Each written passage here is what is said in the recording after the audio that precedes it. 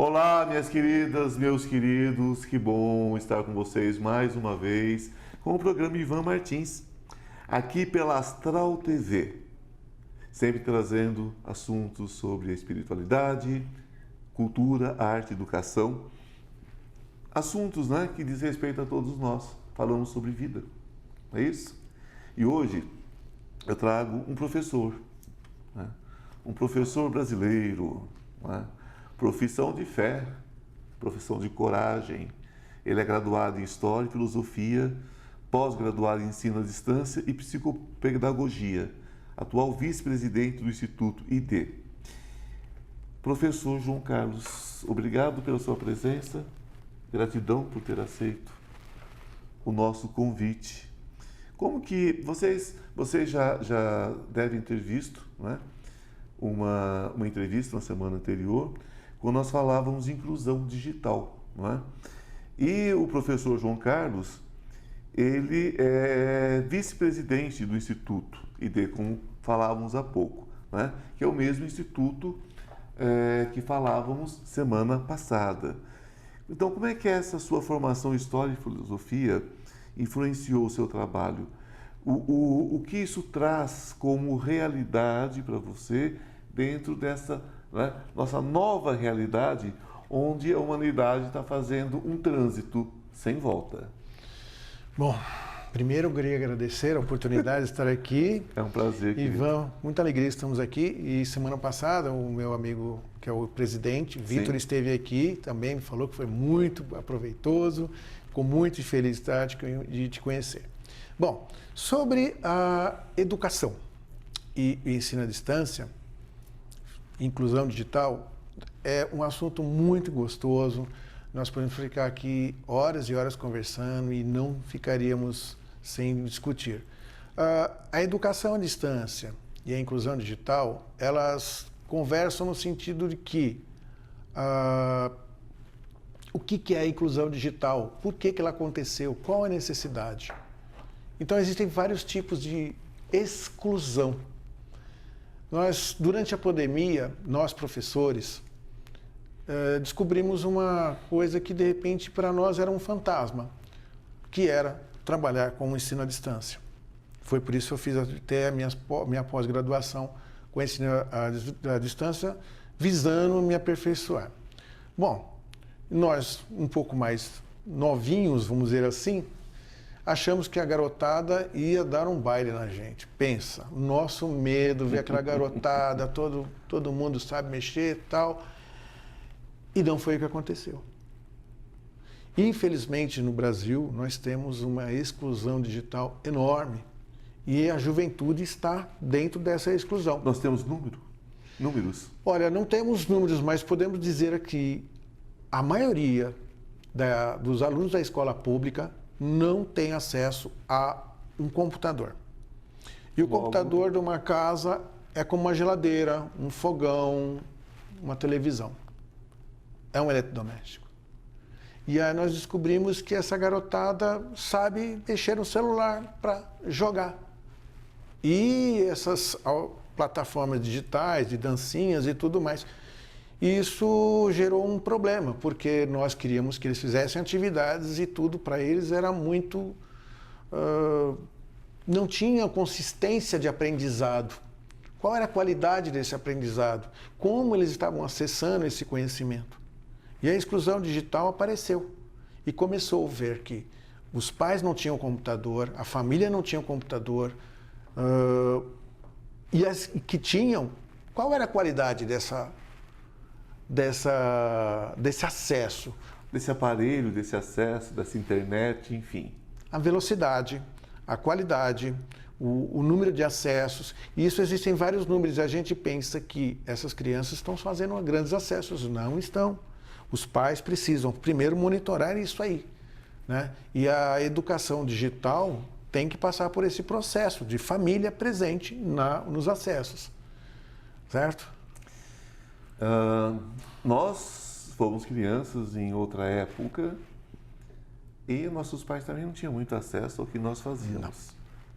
Não é? É verdade. Hoje essas crianças têm acesso, às vezes, em excesso. Acesso em excesso. Quando quando vem de uma família abastada, vem de uma família com uma certa condição, e vai ter acesso a todo tipo de informação e desinformação, né? Vejo com muita dificuldade a possibilidade de um controle mais efetivo, porque hoje a criança que tem acesso desde bebê aos meios, quando eles têm 7, 8 anos, eles se dão uma argola, né? Se você faz um bloqueio, ele bota um bloqueio em você para não bloqueá-lo. Então, eu tenho sobrinhos de 5 anos, 4 anos que já dão um nó em computador, né? Em tablet, em tudo, em celular. Não fala, mas já dá um nó em tudo que eles querem acessar. Essa é uma questão social e mais uma forma também de manter cada classe no seu lugar, a sua base mais quietinha, a sua base mais silenciosa e marginalizada, como disse para o seu colega, para o seu companheiro de trabalho, né? A marginalidade é uma coisa que é imposta. Ninguém conquista a marginalidade, ninguém quer isso, né? Ninguém quer estar à margem de nada. Mudado, né? Imposto. É imposto, né? É sufocado aquilo ali, é coisa assim, você vai ficar aí, né? O poder público não tem um interesse efetivo, né, em quebrar isso. Realmente, nós temos um problema grande porque não existem políticas públicas focadas, institutos da iniciativa do governo mesmo. As escolas fazem o possível. Como eu sou professor de uma escola pública e eu fiz um trabalho junto com o presidente da ONG de revitalizar a sala de informática, com parcerias de outras pessoas, de outros professores, e ensinar essa garotada a usar. Mas, efetivamente, algo dito para fazer, não. Existem políticas públicas educacionais do Estado de São Paulo direcionando para ensino digital. Mas, essa criança vai chegar em casa e o que ela tem? Ela não tem. E esse é o trabalho do Instituto. Esse é o nosso foco. Que eu tenha e que todos tenham, né? A parceria com a iniciativa privada, que são muitos dos nossos colaboradores, não muitos, precisamos de mais, tá, gente? Por favor. Por favor. Quem tiver um tempinho, quem tiver o desejo de se dedicar, né? Por favor. Gente, a doação, e eu converso, nós temos uma pessoa, abre aspas aqui, para uma situação para as pessoas, a nível de esclarecimento. Doar não é descartar. Não. Por quê? A gente tem que ter uma... Se eu tiver uma caneca, essa linda caneca aqui do Ivan, com essa aguinha deliciosa, então o que a gente pensa? Eu vou doar essa caneca. Essa caneca está em perfeito uso. Eu posso doá-la? Pode. E se ela estiver sem a alça? Se ela estiver trincada? Eu posso doá-la? Não. Isso é descarte. Como é que eu vou? Se eu não uso, por que o outro ser humano vai usar? Então, se eu tenho um computador que ainda pode ser utilizado, que ainda está ligando alguma criança, ela vai usar. Essa criança precisa desse computador. E a doação de qualquer coisa, de um objeto, é como comida. Você vai doar uma comida estragada? Você vai doar uma roupa rasgada? Não. Você vai descartar. Você vai doar coisa que se dê para usar. Ele pode estar ali meio com aspecto mais feinho, nada que uma tintinha de alguma outra pessoa que possa doar esse trabalho. Claro. Né? Pode dar uma informadinha, pode ter uma trincadinha ali na tela. Pequenos reparos. Isso não é motivo para ser descartado. Né? Agora, se já não funciona, você já mandou consertar 1000 vezes, não tem conserto, não é depósito de lixo, né? Exatamente. Muitas doações que chegam até nós, elas são direcionadas para o descarte adequado. Nós temos parceria com algumas empresas, com alguns órgãos, na maioria das vezes não remuneram a gente, é R$1 às vezes por quilo, ou seja, é algo que vai dar 2, 3, nem paga a gasolina deles, né? Claro. Mas assim, a gente pega muita doação e faz o direcionamento, sem problema. Às vezes é um aspirador de pó que chega pra gente também, ué, mas qual é o problema? Com certeza. Agora, quando a gente pensa, né? Você é um historiador, é um filósofo.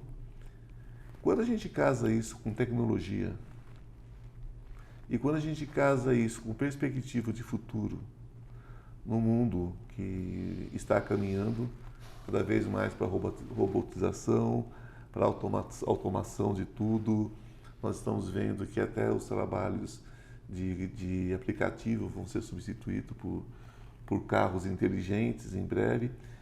Como é que funciona filosoficamente, como historiador também, né? Como filósofo, como historiador, como é que funciona essa perspectiva de inclusão digital nesse mundo que a gente fica assustado de repente, né? Porque não é mais a cada 10 anos, é a cada 10 segundos, né? Nós estamos vivendo a Revolução Industrial 4.0. Então, quando você estuda o ser humano, e essa parte do historiador, do filósofo, que é estudar o ser humano dentro do contexto histórico, ele como um agente protagonista, você identifica a seguinte situação. Ao longo da história, o ser humano passa por um processo de revoluções. Desde a agricultura, os primeiros agricultores que não entraram a usar a charrua, ficaram para trás na produção. E você vai vendo que na Revolução Industrial o ser humano sempre vai participar. Uma hora ele vai se tornar o apêndice de uma máquina. No início ele fazia todo o processo, ele fazia o sapato, ele fazia a cadeira, ele fazia a mesa. A máquina, no Fordismo, vai tornar o trabalhador um apêndice. Então, hoje em dia, o que é o ser humano? Está se tornando um apêndice do computador também. Mas ele tem que ter o seu valor. E aí nós pensamos o seguinte: como esse ser humano precisa do computador? Por que ele precisa? Para saber como faz um chá, para saber como é que monta uma bomba atômica. A diferença é a busca. A busca. Para que ele vai fazer? Você tem informação na bomba atômica? Não é melhor ele aprender a fazer um chá? Às vezes uma senhorinha precisa na inclusão digital. Como fazer uma receita de bolo? Um aluno precisa saber como fazer uma pesquisa, entrar num site de museu. Uma senhora precisa saber como tira uma mancha de uma roupa específica. E muitas vezes ela não tem acesso a essa informação. O mundo digital, ele proporciona tanta informação, mas tanta informação que todo mundo está ficando desinformado por excesso de informação. É um paradoxo até. É uma extensão do cérebro, na verdade. Exatamente. Nós temos um cérebro inativo, porque nós paramos de raciocinar. Né? Ninguém mais faz conta de cabeça, ninguém faz nada, tudo é na calculadora do celular. Celular. Ninguém mais faz conta, ninguém mais lembra o nome de nada, porque basta acessar mais uma vez. Né? Aquelas memórias que nós tínhamos de histórias, de tudo, hoje eles não se prendem mais a isso. Porque na dúvida, aperta um botão e isso volta, não é? Antigamente qualquer pessoa, né, tinha que decorar no mínimo uns 10 números de telefone da família, tudo, para não ter que agenda. Hoje em dia... Os documentos e tudo mais. Simples, né? Simples, né? E não era só... Tinha que... Era todo um processo ainda. Puxa vida. Mas isso tudo para chegar na seguinte situação. Nós estamos caminhando para haver uma cisão total,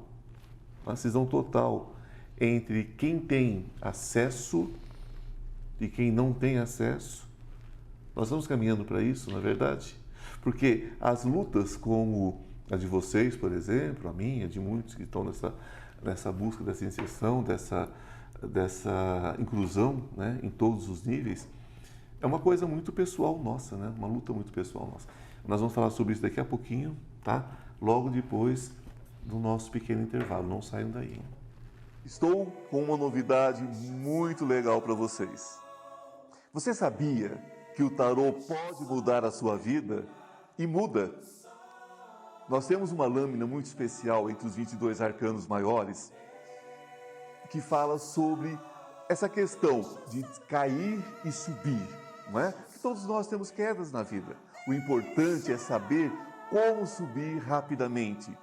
Então, esse curso dos 22 arcanos maiores que eu estou oferecendo a vocês por um preço muito legal e de fácil acesso, de fácil entendimento, ele traz dicas, ele traz insights de como você se recuperar rapidamente. Não importa em que situação você esteja, não importa se é emocional, se é material, se é espiritual, Os 22 arcanos trazem tudo sobre passado, presente e futuro. O que aconteceu, o que está acontecendo, o que você deve fazer para mudar esse futuro. Basta você entrar na minha bio e você terá todas as informações. Olá, estamos de volta. E eu terminei o primeiro bloco aqui com o meu querido convidado, com esse professor incrível, o professor João Carlos. E nós falávamos sobre o seguinte assunto. Se está havendo, na verdade, um caminhar em direção de uma cisão definitiva entre aqueles que têm poder aquisitivo, o acesso à informação, à formação digital, digamos assim, e para aquele que não vai ter mesmo de jeito nenhum. Porque a cada dia mais novidades, cada dia mais condições de acesso para quem pode pagar, e cada vez mais as pessoas vão ficando distanciadas desses direitos. Não é isso, professor? Exatamente. Então, até falar alguns em particular aqui. Como é que vai ser a cisão? Um grupo de analógicos e digitais. Digitais. Então, Ivan, eu me lembrei de um seriado, não vamos revelar nossas idades. Pois é, não. Então, um seriado chamava-se Joey 90, onde um garoto, através de um sistema, de uma cúpula, alguma coisa assim, ele assimilava um conhecimento que de repente era dado de outra pessoa. Um piloto, um médico, um mágico, alguma coisa. E ele era um conhecimento que depois efêmero. E nós achamos aquilo maravilhoso. Ficção científica. E de repente nós estamos caminhando para isso. Nós vamos caminhar para uma sociedade onde haverá dois grupos de pessoas. Essa pessoa que seria digital, onde ela vai ter um acesso rápido, em 5 anos ela vai ter um conhecimento do mundo todo, e vamos ter os trabalhadores, os analógicos, que vão ter que ainda pegar nos livros, que vão ter que pegar na caneta para aprender. E isso é um problema, porque nós vamos criar uma elite e uma sociedade muito fragmentada, e isso é perigoso, porque nós não podemos excluir as pessoas. Filosoficamente interessante, né, professor? Nós temos... Porque se der um boom também no digital, de repente o analógico vai salvar o digital. O analógico vai ficar no fundo da caverna. Vamos agora fazer esse comparativo, né? O analógico ficará no fundo da caverna, na escuridão, enquanto o digital vai para a luz. E vamos criar. O problema é o que acontece no final da história, e nós sabemos, né? Nós sabemos. Isso não é muito bom. Não. Mas realmente a gente não pode hoje em dia dizer daqui a 10 anos. Não. Não pode dizer daqui 5 anos. Ou nem daqui 10 minutos, você não sabe. Pode ser daqui 10 minutos, exato. Tudo pode mudar. Eu já estou colocando implantes cerebrais. Já pensou? Já imaginou chegar ao ponto e falar assim, olha, não vou poder fazer esse investimento não, porque eu estou guardando um dinheiro, porque eu tenho que fazer a atualização do meu Júnior. Estou precisando fazer um upgrade. Ninguém vai fazer mais, como é que se diz? Especialização? Não, tem um nome meio plástica no rosto, fazer harmonização. Vai fazer um upload.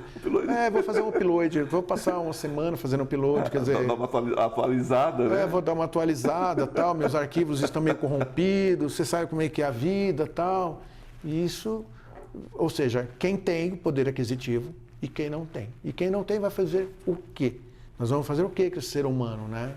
E isso é um problema. A exclusão é um problema. E o que difere quem tem, muitas vezes, de quem não tem, é o acesso à oportunidade e a singularidade de cada um. É o que faz muitas vezes a pessoa deslanchar de uma forma assim, exponencial, né? Agora, se você já tem isso comprado, né, não tem surpresa mais, né? Não existe mais surpresa. A surpresa é não ter surpresa. O mundo, existem várias referências que nós podemos pegar na arte, né? Que é admirável, é um mundo novo, as pessoas são pré-programadas, né? Para fazer isso, para fazer aquilo. E onde está o livre-arbítrio? E agora nós caímos na questão religiosa, né? Caímos na questão teológica. Na verdade não existe, né? O livre-arbítrio está só no pensamento. É uma ilusão. A liberdade é uma ilusão. E cada dia mais ilusão no sentido prático da vida. Não estou falando das questões espirituais. Não. existe o livre-arbítrio, mas uma outra questão. O que nós estamos falando é que se você nasce dentro de uma caixinha de 1 metro de altura por 60 centímetros de largura e alimentado para viver ali, você vai crescer só até uns 40 centímetros e não vai crescer mais do que isso, porque você tem a sua limitação. Então a questão é que as pessoas são moldadas para serem o que são. Né? É o que eu tenho num texto meu de teatro que eu digo: crie os seus monstros, mas conviva com eles. É verdade. O ser humano, ele parece que gosta de ser controlado. E ele se acomoda nessa situação. O livre-arbítrio é para você repensar nos seus princípios. Exatamente. Você vai falar, eu posso fazer, mas eu devo fazer, citando Paulo, né? Quais são as consequências? Quais são as consequências? Que tudo é permitido, porém nem tudo me convém. Então, na filosofia, uma das bases é a teologia. Para saber, né? Naquilo que você crê, se realmente você crê em você. Eu tenho uma pessoa, vamos citar aqui, e eu sempre digo, eu estou aprendendo a ser cristão com ele. E o pessoal, puxa vida, qual é a religião dele? Não, ele é ateu.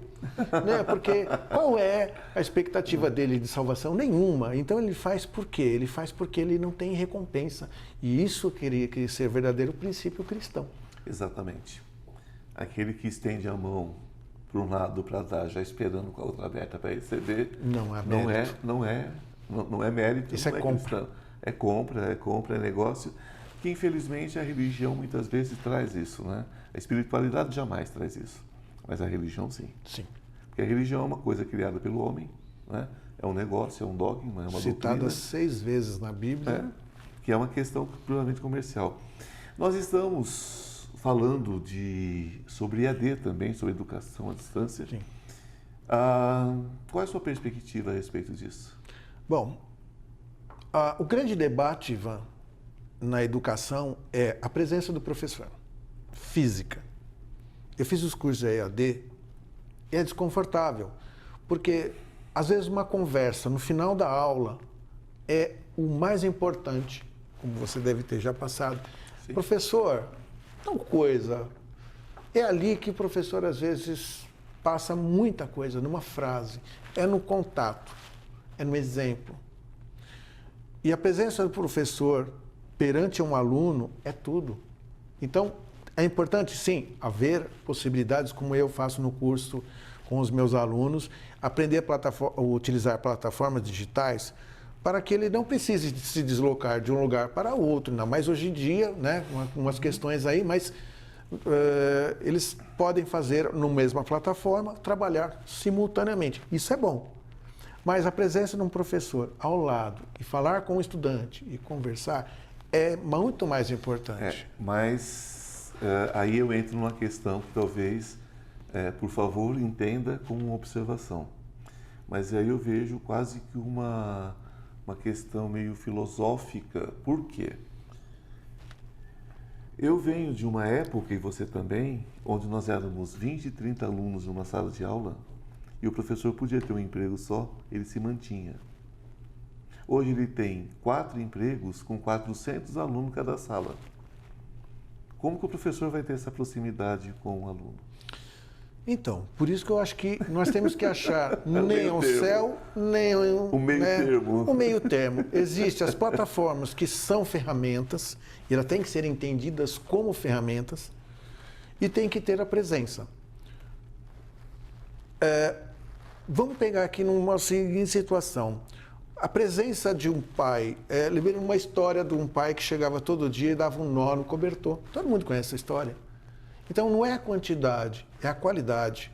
E às vezes o professor, de ele entrar numa sala, estar ali, conversar e poder interagir, ter essas conversas, é importante. Mas ele tem que saber fazer isso de uma forma que não seja só a lousa, ele tem que saber utilizar a plataforma digital.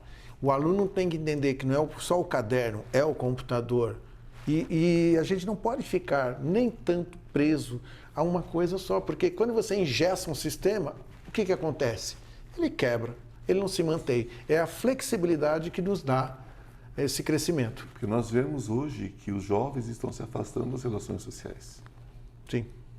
Eles estão cada dia mais sozinhos, não namoram mais. Muitos amigos. Não namoram mais, muitos amigos virtuais. Virtuais. Nunca são naturais, nunca são materiais, nunca estão ali presentes. E eles estão transferindo isso para a educação também, de alguma forma. Sim. Muito antes de falar em EAD, os jovens já se trancavam dentro das suas casas, dentro dos seus quartos, né? Quando a gente fala sobre isso, é discutindo mesmo essa questão, para que lado o ser humano está indo, quanto o ser humano está se afastando de si mesmo e se nós vamos chegar ao ponto de vivermos em bolhas. Pedimos a comida em casa, pedimos o remédio em casa, consultamos o médico pelo computador, assistimos aulas pelo computador e trabalhamos home office. E aonde está o ar, o vento, a chuva, O vento, a chuva, os perfumes, os odores, exato, o calor, o frio? toque. O ser humano só sofre por 3 motivos, citando o Freud aqui. Mas a pessoa precisa sofrer também, ela precisa andar, ela precisa ir. Então nós temos problemas. Mas eu vou na academia do prédio. Eu vou na academia da esquina. A lavanderia do prédio. A lavanderia do prédio. Gente, nós precisamos ir ao mundo. O mundo é feito para a gente sofrer. Nós vivemos uma expiação. Mas ficar isolado nessa bolha é um perigo. O mundo é feito para a gente viver. Né? O sofrimento é uma questão de percepção, como tudo. Né? E a gente pode optar por uma coisa mais tranquila. Meu querido, nosso papo poderia se estender por horas. Muitas horas. Está muito agradável. Obrigado. Né? Eu gostaria que você deixasse um contato, mais uma vez o telefone de doação, né? Para que as pessoas pudessem doar os seus utensílios eletrônicos que ainda funcionem. E material de construção também, porque eles estão fazendo umas reformas, umas coisas. Então, qual é o telefone de contato? Bom, vocês podem nos achar no Instagram procurando como iid.org e no WhatsApp, que é o 9, desculpa, deixa eu pegar aqui o Por favor, telefone, 9-2007-3213, 9-2007-3213 no WhatsApp, Vitor ou João Carlos. Por favor, doem. Nós estamos fazendo a nossa sede e nós estamos precisando de material de construção. Precisamos da parte agora, fiação, né? Interruptores, essa parte. Mas no dia a dia nós vamos precisar do seu computador, da sua caixinha de som, da sua câmera digital, qualquer coisa que possa transformar. Não serve para você, mas ainda está em operação, pode ser recuperado. Não está faltando pedaço, né, gente? Pelo amor de Deus, né? Então, aquela história. Por favor, né? É aquela história. Nós não queremos suas lágrimas, nós queremos seus lenços. Muito obrigado. Tá? Guarda as lágrimas. Para vir abraçar a gente, chorar não adianta, né? Vem para ajudar a suavizar, né? Então, todo mundo sabe da necessidade, todo mundo sabe que existe. Então, não faz o deficiente visual, não. Sabe? Enxerga, está na sua frente. Então, enxerga. Você tem o que dar, você tem o que doar. Gente, é um estalo, né? É sobre amor. Gratidão, querido, gratidão pela Muito obrigado. pelo papo, gratidão por compartilhar conosco, gratidão pelo seu trabalho e vamos fazer a diferença. Diferença, gente, fazer a diferença é a gente entender o outro como um prolongamento de nós mesmos. O mundo é uma coisa só, o planeta é um só, Gaia, Mãe Terra, é uma só. O que dói em mim, dói em você, dói no outro. Enquanto alguém estiver na marginalidade, nós estamos sujeitos ao sofrimento. Não é? Então vamos acordar para isso e vamos estender as nossas mãos. Às vezes o que está sobrando para você está faltando para alguém. Então que a luz esteja com você, hoje sempre de forma especial. Um grande beijo no coração e namastê. O Deus que habita em mim saúda o Deus que habita em você. Até semana que vem. Beijo.